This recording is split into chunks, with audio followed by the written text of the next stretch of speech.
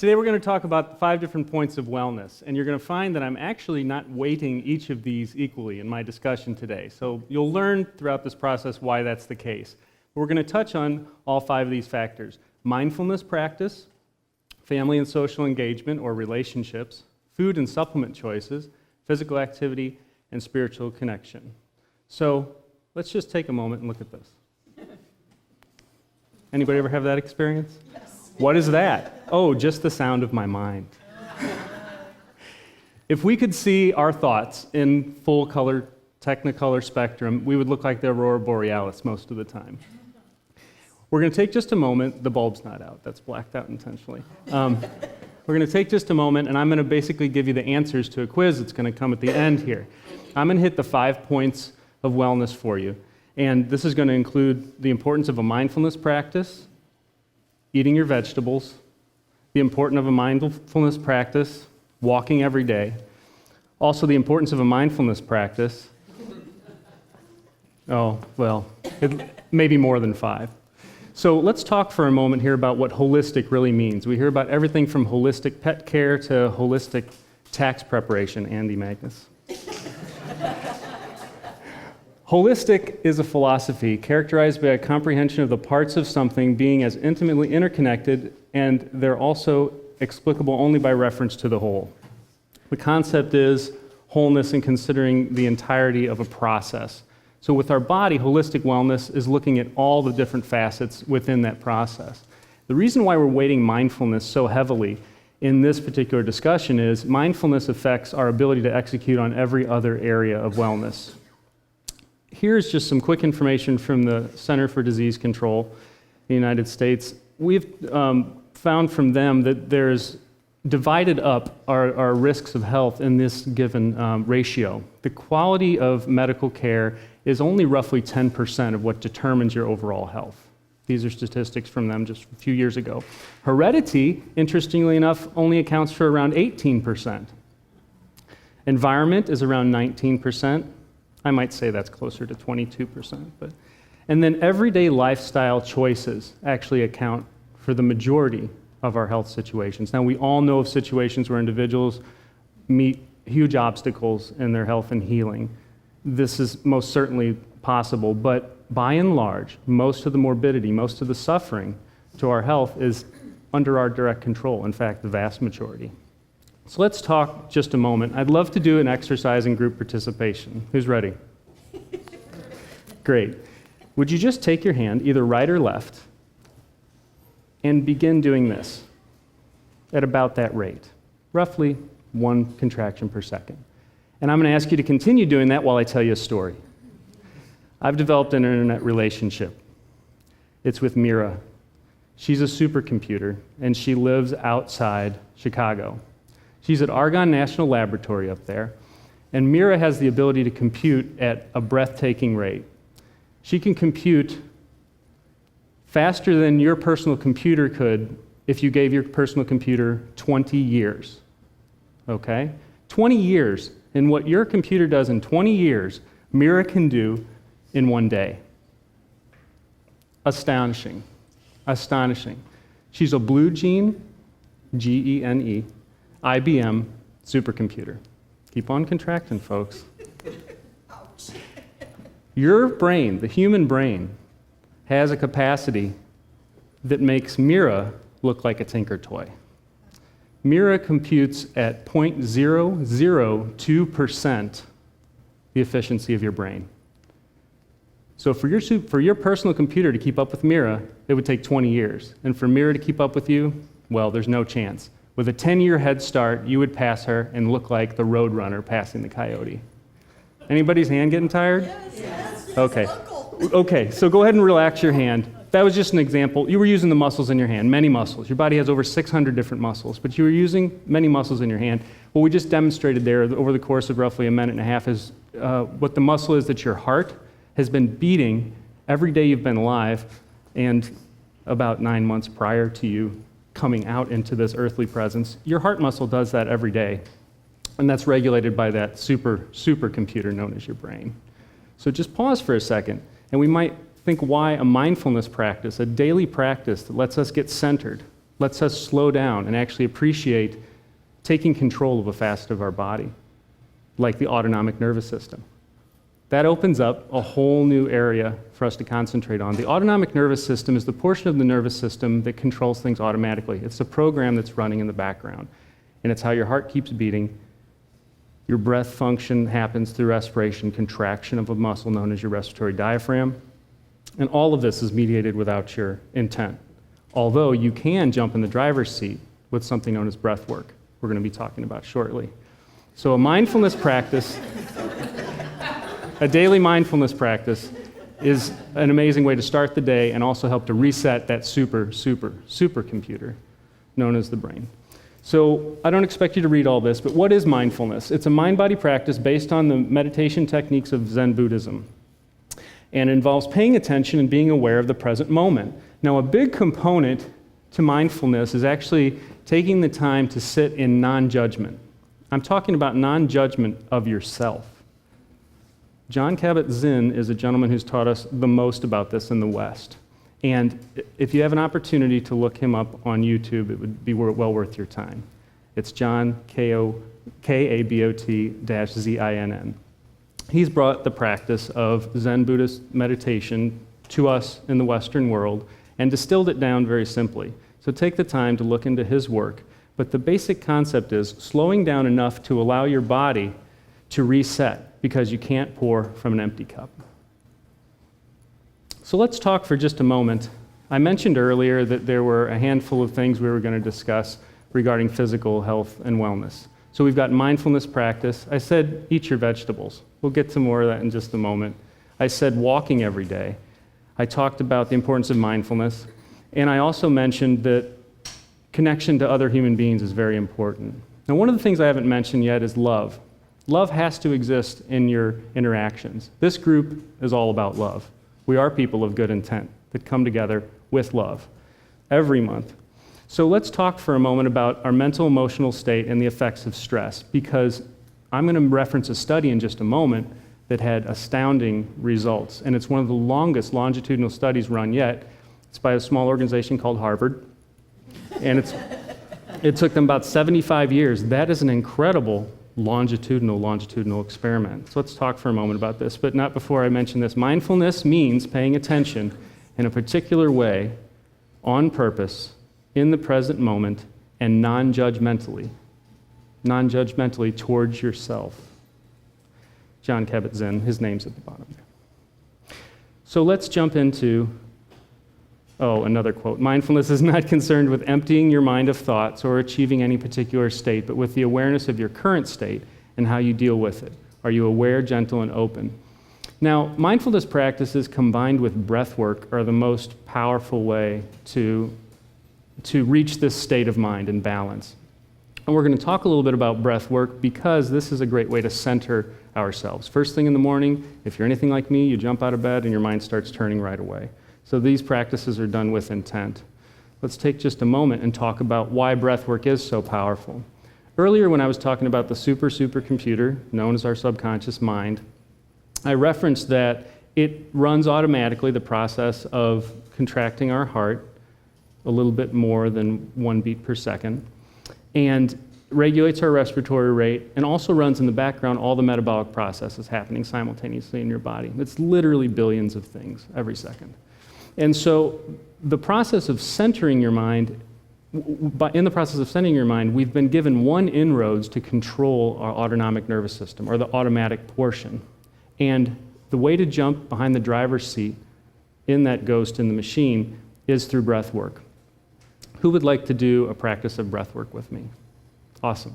So with this, I'd actually recommend that you sit forward on your chair a little bit so that your back's not touching the back. And we're going to be doing a style of breath work that was taken from meditation practices and yogic breathing. It's been made very popular by Dr. Andrew Weil, who's a medical doctor who's wonderful at getting out all range of information in integrative care. But this particular style of breathing is known as 4-7-8 breath. If you have any difficulties breathing or respiratory conditions, don't feel like you have to do this. Ask your physician if this is right for you. If I'm your physician, this is right for you. Sit forward on your chair And I'll lead you through this. What we're going to be counting, the 4, 7, and 8 have to do with how many seconds we're doing each portion of this interval, each portion of this intervallic breathing. So we're going to inhale for 4 seconds. The 7-second portion is how long you hold. So then you just pause and hold your breath. And then you exhale in such a way that you're breathing out for roughly 8 seconds. That's a pretty long time to breathe out. So conserve your exhalation. That's part of the relaxation process. Okay, so let's do this together. I'm actually going to count it off. So let's inhale, 1, 2, 3, 4, and hold. 2, 3, 4, 5, 6, 7. And exhale, 1, 2, 3, 4, 5, 6, 7, 8. Inhale, 1, 2, 3, 4. Hold, 1, 2, 3, 4, 5, 6, 7. Exhale, 1, 2, 3, 4, 5, 6, 7, 8. Wonderful. Go back to normal breathing now. You've just reset your autonomic nervous system. Did that take much time? Not much at all. Do you feel that your heart rate's slower? You're more relaxed? You can complete that cycle up 5, 7 times in a row, and it's incredibly centering because you're actually jumping in the driver's seat and resetting your autonomic nervous system. Self-care does not take time, it gives time. So make time for yourself. You are important. When you realize that nothing's lacking, the whole world belongs to you. This is by Lao Tzu and Abe Lincoln. In the end, it's not the years in your life that count, but the life in your years. Let's jump forward to that study I talked about. This I printed off of Inc. magazine's website because I wanted to give them credit. This is actually where I heard about the study. I review medical literature all the time, but it took Inc. magazine to put me in touch with this study. This 75-year study found the one secret to leading a fulfilling life. I've hinted at it already, but let's talk for a moment about the study. The study involved 2 groups of people. It was conducted by Harvard in Massachusetts General Hospital, which is their largest teaching organization. And Harvard did this study, took a group of its graduates, over 200 graduates between the years of 1939 and 1944, and a group of 400 people in and around the area of Harvard, in the Boston, Massachusetts area. And that 400-person group were impoverished individuals. And they investigated these individuals on multiple levels over their entire lifetime. So this process actually involved researchers completing their portion of the research and then handing their baby off to another group of researchers that then undertook the process of executing on this. Absolutely astounding. There's no such thing as a perfect study, but this one was amazing in its scope and, more importantly, in its longitude. They looked at relatively affluent individuals with exceptional education, and then they looked at individuals on the opposite end of the spectrum of affluence. And they were able to distill down by looking at these 2 different groups and evaluating everything.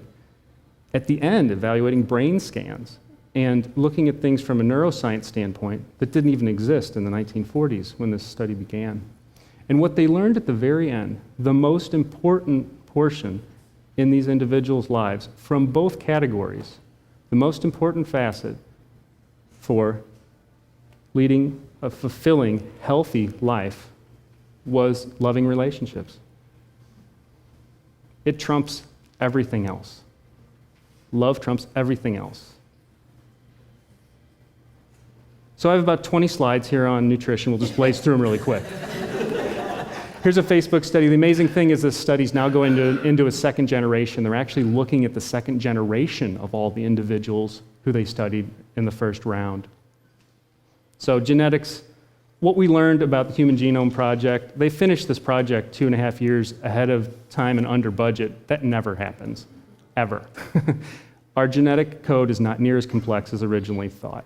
And while they are switches that can be flipped on or off depending on environment and exposure, to blame our genes for our health is missing, 3/4 of the pie. The shape of things to come can be scary if we don't jump in the driver's seat from a nutritional standpoint. But loving relationships and loving ourselves keeps us from skewing all the way to the right there. Anti-inflammatory eating's incredibly important. Low-grain consumption, organic pasture-raised meats, and substantial quantities of fresh vegetables eaten at meals with loving individuals. Here's your essential nutrients. We need water. We've got 9 different amino acids that we have to get from the food we eat. Fatty acids, 2 different types. Those are EPA and DHA that we see regularly advertised in oils, fish and flax oil. 13 different vitamins and 13 different minerals that literally run every process in our body. So the importance of supplementation varies from individual to individual, but do make sure you're eating a varied diet with loving individuals, practicing some mindfulness with loving individuals. You get it.